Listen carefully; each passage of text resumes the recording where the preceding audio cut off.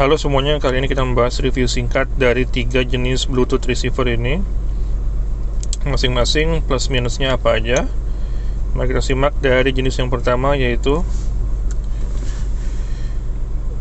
Bluetooth receiver dengan menggunakan baterai. Jadi di dalam Bluetooth receiver ini ada baterai, jadi sehingga kita tidak perlu bergantung dengan sumber daya.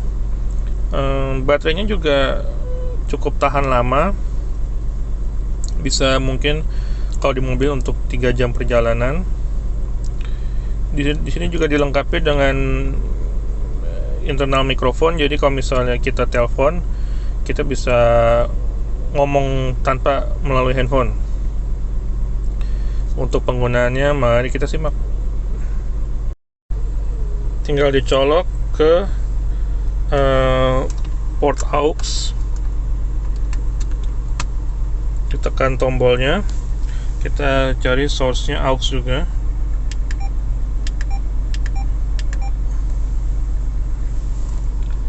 Ditekan tombol powernya, dia akan otomatis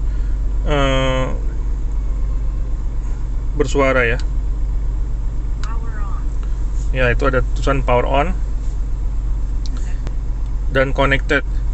Kelebihan dari Bluetooth receiver yang menggunakan baterai ini adalah dia bisa langsung otomatis koneksi. Jadi tanpa kita pairing lagi, jadi kita cukup pairing sekali, dan berikutnya dia akan mengingat bahwa dia pernah connect dengan handphone atau device tertentu.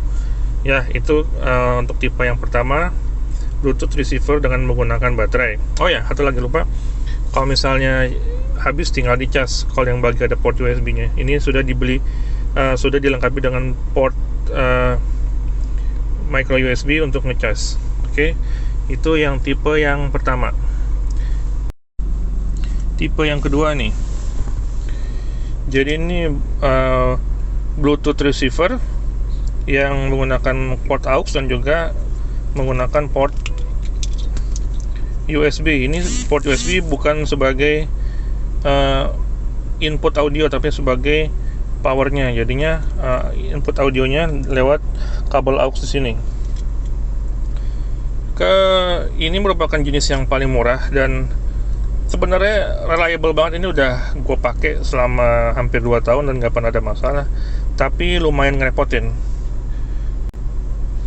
Pertama, karena dia nggak ada sumber daya, jadi harus ada 2 colokan, yaitu colokan port USB dan colokan kabel aux. Jadi harus ada 2 colokan minimal. Yang kedua itu dia tidak bisa menyimpan, tidak otomatis reconnect dengan device yang sudah pairing. Misalkan kita lagi mesin mati atau kita sedang cabut, kita pasang lagi, nah itu kita harus reconnect lagi. Jadi ini tipe yang paling nggak rekomen. Harga paling murah, tapi ini paling nggak rekomen. Untuk daya tahan oke lah, ini sudah 2 tahun hampir dipakai. Untuk penggunaannya sama aja, tinggal dicolok ke port ini, port USB dan port aux. Tetap aja sih di sini harus menuju ke aux ya, jadi harus ada 2 colokan seperti ini. Cara pairingnya kurang lebih sama dengan Bluetooth yang lain yang tadi. Oke, itu tipe yang kedua. Ini tipe yang terakhir, yaitu Bluetooth receiver, audio receiver dengan hanya dari USB. Ini sebenarnya paling compact dan paling simple, karena power dan input itu dari USB sini, jadi bukan dari kabel aux. Sudah dilengkapi juga dengan internal microphone, jadi kita bisa telepon atau menggunakan, tidak perlu menggunakan handphone untuk berbicara dengan lawan bicara. Untuk cara penggunaannya, ini kita arahkan ke port USB harusnya. Nah, tapi karena ada kerusakan, kita coba colok. Ini tidak terdetek ya. Jadi ini sebenarnya dalam keadaan rusak.